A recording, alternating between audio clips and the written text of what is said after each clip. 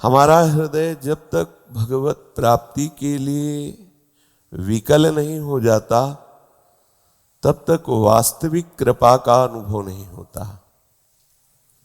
जो प्रभु की अहेतुकी कृपा हम पर है वो तब तक अनुभव में नहीं आती जब तक हमारे हृदय में व्याकुलता प्रकट नहीं होती। साधक एक उद्देश्य शून्य, लक्ष्य से भ्रमित और विषय समाज से प्रफुल्लित, ऐसी भावना बिगड़ चुकी है। हम लक्ष्य से भ्रमित हो रहे हैं और विषय समुदाय से प्रफुल्लित होना चाहते हैं, आनंदित होना चाहते हैं। कितनी बार चर्चा की गई, कितनी बार इस विषय पर सूक्ष्मता से विचार किया गया, फिर उसको बोला गया, पर अपने लोग उसे हृदय में उतारते नहीं हैं। सब में ऐसा नहीं है कि सब लक्ष्य से भ्रमित हैं, पर सब लक्ष्य से युक्त क्यों नहीं हो पा रहे हैं। ये पीड़ा हृदय में है कि हमारा हृदय व्याकुलता से युक्त क्यों नहीं हो रहा, विरह से युक्त क्यों नहीं हो रहा, हमारा हृदय इतना अशांत क्यों नहीं हो रहा है कि हमें जीना मुश्किल हो जाए। ये हमें चाहिए, हमें इतनी अशांति चाहिए जो केवल प्रभु की प्राप्ति में ही हमारा हृदय शीतल हो। किसी और विषय से, व्यक्ति से, वस्तु से, स्थान से हमारा हृदय शीतल ना हो, जले हम। हमारा हृदय ऐसा व्याकुल हो, ऐसा अशांत हो, ऐसा क्लिष्ट हो कि केवल प्रिया प्रीतम के मिलन से ही वो शांत होगा। ऐसी क्यों धारणा नहीं बन रही, क्यों ऐसी व्याकुलता नहीं उठ रही है। श्रीधाम वृंदावन का आश्रय, वृंदावन का वास है, रसिकों का संग है, वाणी का गायन आदि है, पर हृदय में व्याकुलता दिखाई नहीं देती। एक जो लगन, एक जो तड़पन, वो दिखाई नहीं दे रही। कहीं साधक को ऐसा आदेश देना पड़े कि आप 4 बजे उठिए, ये तो अच्छा ही नहीं है, क्योंकि साधक वही है जो खुद जलता रहता है, बेचैन रहता है भगवत प्राप्ति के लिए, भगवत तत्व के बोध के लिए। उसके हृदय में ऐसा अभाव खटकता रहता है कि उसे उचित केवल बेहोशी सी नींद आ जाए तो आ जाए, नहीं वो व्याकुल होकर भजन में तन्मयता प्राप्त करने के लिए कभी चैन से सोता नहीं है। उसे कुछ अच्छा नहीं लगता है, पर अपनी तो दशा ही कुछ अलग है। अपने लोग तो आदेश देने पर भी प्रमाद स्थिति को धारण किए हुए हैं। ये उत्तम बात नहीं है। आप अपने जीवन के साथ खिलवाड़ ना कीजिए। बहुत बढ़िया आपको अवसर मिला है और इस अवसर को सार्थक कर लीजिए। श्री जी से हमारा हृदय, हमारे नेत्र, हमारी मनोवृत्तियां पूर्ण जुड़ जाएं। कोई भी एक वृत्ति ऐसी ना रहे जो प्रिया प्रीतम से बिलग हो। रोज यही चर्चा करते हैं, रोज यही पीड़ा है हृदय में। यदि आपका भजन परिपक्व नहीं हो रहा, आपका भजन तन्मयता नहीं, उन्मत्तता नहीं ला रहा, तो फिर रंग क्या चढ़ा। हम भक्ति मार्ग के उपासक हैं, प्रेम मार्ग के उपासक हैं।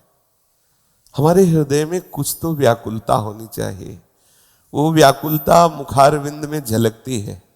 जिसके हृदय में प्रभु से मिलन की व्याकुलता होती है, वो कितना भी गुप्त रहना चाहे वो गुप्त नहीं रह पाता। चलो विषयी पुरुष ना पहचान पावे, पर भगवत मार्ग के पथिक जनों की दृष्टि पड़ते ही पता चल जाता है आपका हृदय प्रभु के अभाव में तड़प रहा है कि नहीं तड़प रहा है। वो चेहरे से पता चलता है। आपका मुख का तेज, मुख की आभा, वो बताती है आप कितने भजन में डूबे हुए हैं, आप कितने अध्यात्म पथ के पथिक हैं। तो आप अपने साथ धोखा ना कीजिए। आप मन और इंद्रियों के विलास को अपना सुख मान करके जो आप अपने जीवन धारा को इस महान प्रेम रसामृत सिंधु में मिलाने के लिए व्याकुल नहीं है, ये आपकी कमी है। आप इसे सुधार लीजिए।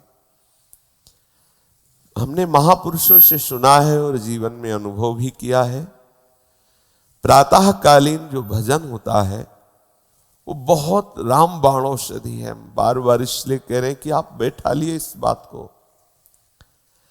यदि हम बहुत जल्दी नहीं उठ सकते, 2 बजे नहीं उठ सकते, 3 बजे नहीं उठ सकते, तो 4 बजे सब उठ जाओ।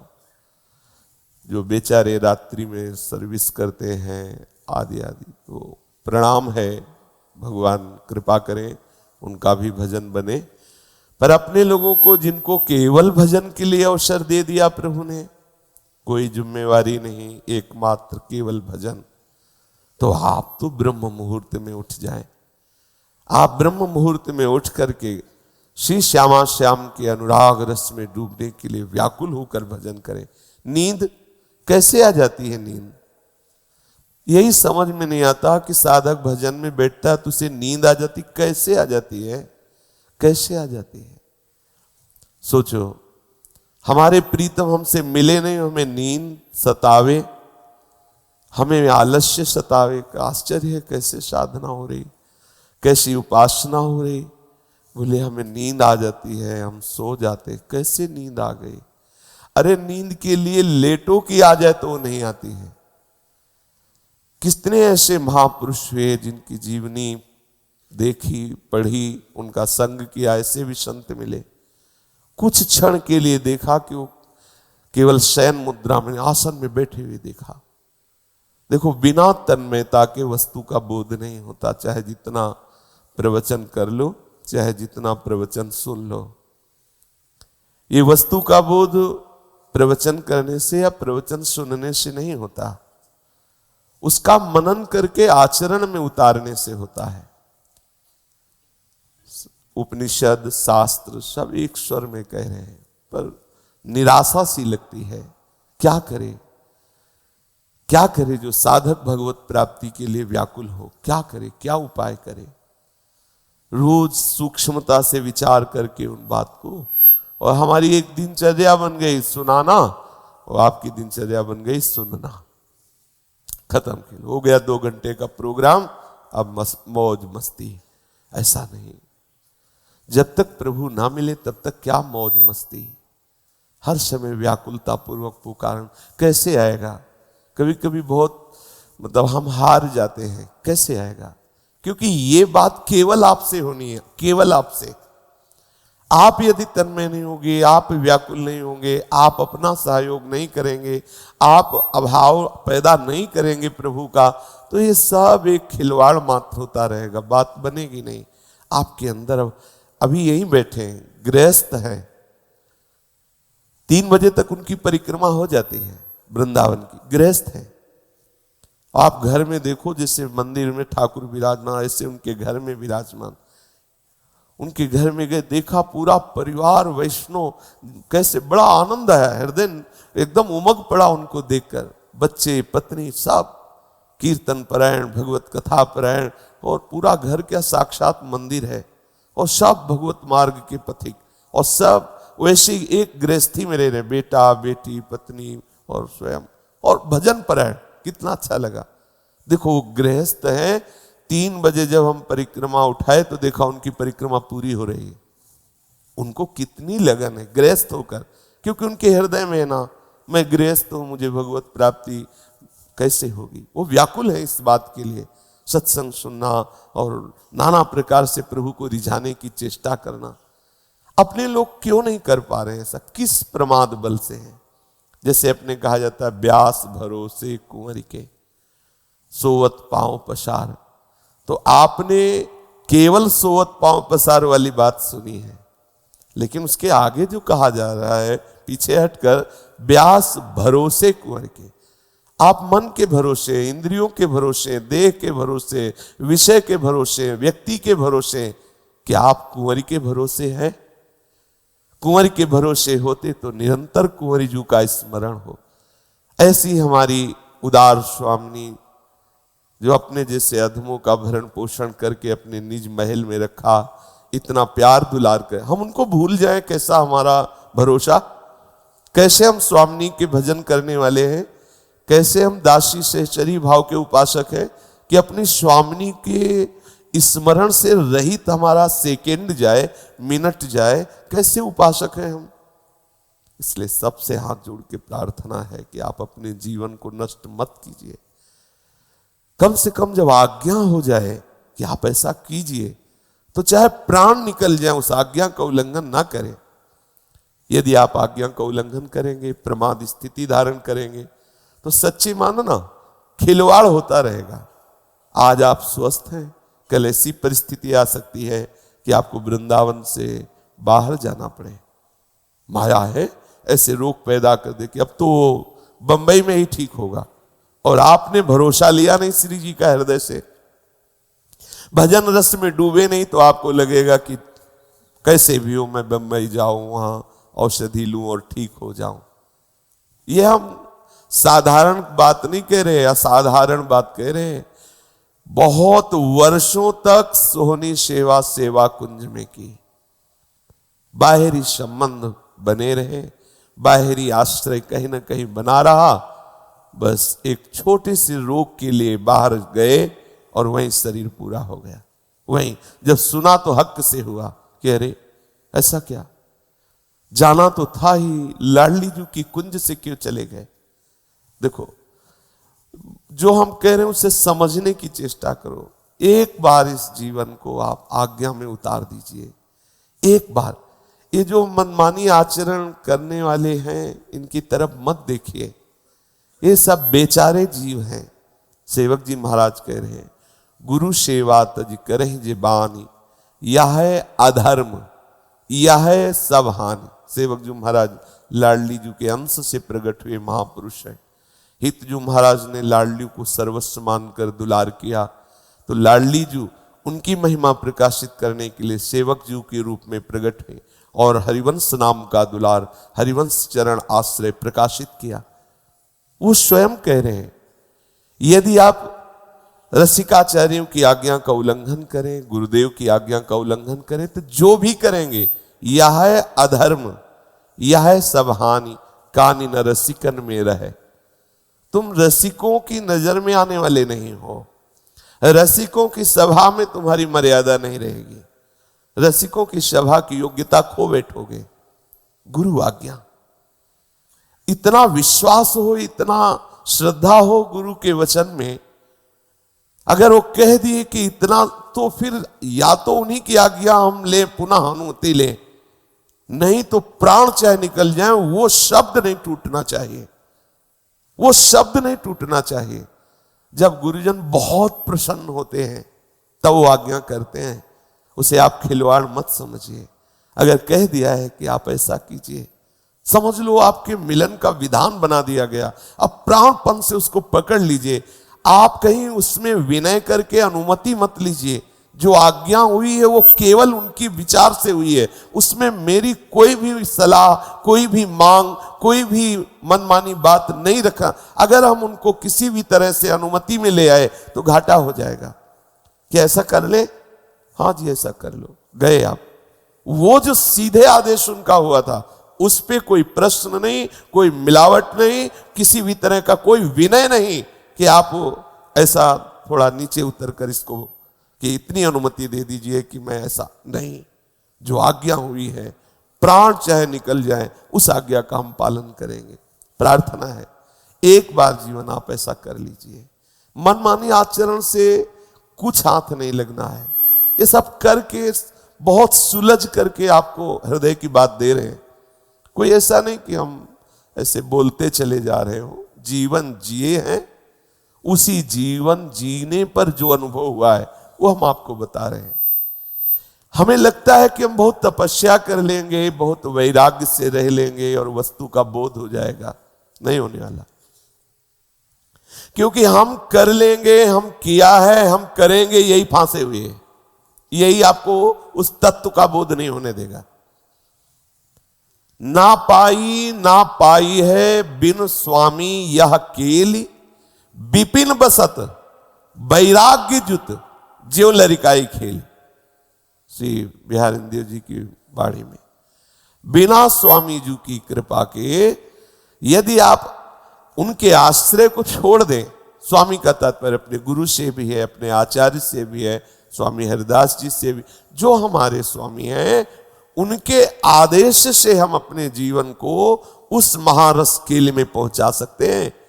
यदि हम उनकी शरणागति, उनका आश्रय, उनकी अवहेलना कर दें और सोचे हम तपोबल से, बुद्धि बल से उस रस को, तो संभाव्योपि बिरंच नारद शिव स्वयं भुआ देर नया। आपकी क्या सामर्थ्य, आप क्या तप करेंगे, आप क्या वैराग्य धारण करेंगे। जो अहंकारी है, जो मनमानी आचरण करने वाला अंतःकरण है, वो तुम्हें कौन से तप से युक्त कर देगा। केवल भ्रम, केवल भ्रम। बचिए, आज्ञा पालन करना सीखिए। जब तक आज्ञा पालन नहीं, कैसे स्वामिनी की आज्ञा का पालन करना आप स्वीकार कर पाएंगे।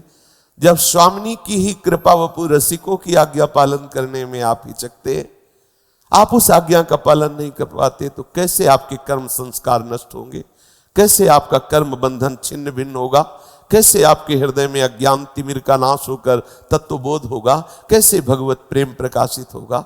केवल आप बच्चा बन जाइए, केवल आप कुछ नहीं सुनना समझना, जैसा आप आज्ञा करो बस। हरि गुरु चरण सेवा अनुसरहु, अर्चन बंदन संतत करहु, दासंतन कर फल लहो। हरि गुरु चरणारविंद से केवल मतलब उन्हीं की अर्चना वंदना, उन्हीं की आज्ञा के अंतर्गत रस की प्राप्ति। कितनी प्रमाद स्थिति है। ब्रह्म मुहूर्त अमृतमय समय है, उसे हम सोने में खो रहे हैं। क्या दिनचर्या आपकी बनेगी, कौन सा अनुभव आपको दिनचर्या में होगा, देख लीजिए। 3 घंटे 4 घंटे प्रातःकालीन वेला में मंत्राकार वृत्ति की, फिर सत्संग आदि सब दिनचर्या। आप देखो, हर समय आप बिल्कुल आनंद का अनुभव करेंगे। एक दिव्य खुमारी, एक प्रसन्नता, एक उन्मत्तता। कुछ अंदर ऐसा लग ही नहीं रहा कि आपके अंदर व्याकुलता बढ़ रही है, आप जो है प्रिया प्रीतम के लिए तड़पने लगे। कुछ साधक है, ऐसा नहीं कि सब शून्य है, ऐसा नहीं। कुछ साधक है जिनके देखने से ही आनंद आता है। ठीक है, भगवत कृपा है, और आगे बढ़ो और आगे बढ़ो। तो हम सब कमर कस के इस जन्म में प्रिया प्रीतम को प्राप्त करें। बहुत सुंदर मार्ग मिल गया है, बहुत सुलझा हुआ मार्ग, बहुत सरल मार्ग, कहीं फंसाव नहीं है। आंख मूंद के दौड़ो तो गिरोगे नहीं, संभालने वाले बिल्कुल साथ दौड़ रहे हैं। ये भक्ति का मार्ग, प्रेम का मार्ग, सर्वोपरि मार्ग है। ज्ञान वैराग्य स्वतः प्रकट होने लगते हैं, स्वतः सिद्ध हो जाते हैं, क्योंकि परम समर्थ भक्ति महारानी हृदय में प्रकाशित हो जाती है। आत्मसमर्पण के आचार्य हैं बलि। बलि जी जय घोष करते हैं कि भगवान की भक्ति ही सर्वश्रेष्ठ है। आज इनका भक्ति बल भगवान को द्वारपाल बनाए हुए अब भी ठाकुर जी द्वारपाल बने हुए इनकी सेवा में उपस्थित हैं, बलि की सेवा में। भक्ति सर्वश्रेष्ठ है, बलि महाराज कह रहे हैं। और हनुमान जी का दास्य भाव तो जगत प्रसिद्ध है। हनुमान जी भी एक ही स्वर में जय घोष कर रहे हैं कि भगवान श्री हरि की भक्ति ही सर्वश्रेष्ठ है। भक्ति शास्त्र के सभी आचार्य ना तो लोक प्रशंसा ना लोक निंदा, इसकी परवाह नहीं करते। और ये शब्द इसलिए कह रहे कि आप भी इस मार्ग में चलने के लिए ऐसा कमर कसे कि किसी की निंदा का या किसी की प्रशंसा का आपके ऊपर कोई प्रभाव ना पड़े। निंदा का प्रभाव पड़ेगा तो उत्साहहीन हो जाओगे, प्रशंसा का प्रभाव पड़ेगा तो अभिमान युक्त हो जाओगे। और दोनों बातें हमारे भगवत प्राप्ति में बाधक हैं, भगवत प्रेम में बाधक हैं। अपने जीवन में इन महापुरुषों ने हर सिद्धांतों को देखा है, फिर देखा कि जो भक्ति के द्वारा प्राप्त हुआ वो किसी सिद्धांत से नहीं। इतने ज्ञानी उद्धव जी हैं कि भगवान श्री कृष्ण सलाह लेते हैं उद्धव जी से। कोई भी सलाह उद्धव जी से लेते हैं। लेकिन जो उद्धव जी को ब्रज गोपियों की चरण धूल से मिला, वो ना भगवान से वार्ता करने पे, भगवान के संग रहने पे, भगवान की पोशाक धारण करने पे, भगवान की जूठन खाने पे भी उनको नहीं मिला। बृहस्पति जी परम ज्ञानी महापुरुष देव गुरु हैं, उनके द्वारा शिक्षा हुई, वो सुख नहीं मिला जो ब्रज गोपियों की चरण धूलि में मिला। इसलिए सर्वश्रेष्ठ भक्ति है। ये बड़े बड़े महापुरुष हर सिद्धांत को जानते हैं, हर सिद्धांत का अनुभव किया है। जैसे सेवक जी महाराज कह रहे, देखे सवय अवतार भजी, तहां तहां मन तैसो न जाई। हमने देखा है सब उपासना करके। क्या सेवक जी महाराज निकुंज रस के सिद्धांत का वर्णन करते हैं तो क्या वेदांत का नहीं ज्ञान है? पूर्ण ज्ञान। कह रहे श्री हरिवंश जो तत्व अभेदम, श्री हरिवंश विदित विधि वेदम, श्री हरिवंश जो तत्व अभेदम, आत्मा हरिवंश प्रगट परमानंद, ये सब वेदांत ही तो है। अनुभव करके महापुरुषों ने हर उपासना, हर सिद्धांत को अनुभव किया, तब निश्चय किया सर्वश्रेष्ठ भक्ति, जिसके हृदय में करुणा निधान, आनंद समुद्र, गुण समुद्र, सौंदर्य समुद्र, प्रभु के चरणारविंद की भक्ति आ गई, वो पूर्ण है। भक्ति से प्रभु के तत्व को जाना जाता है, भक्ति से प्रभु में प्रवेश पाया जाता है, प्रभु की लीलाओं में प्रवेश पाया जाता है, प्रभु की सेवा में प्रवेश पाया जाता है, संपूर्ण प्रभु की महिमा हृदय में प्रकाशित हो जाती है।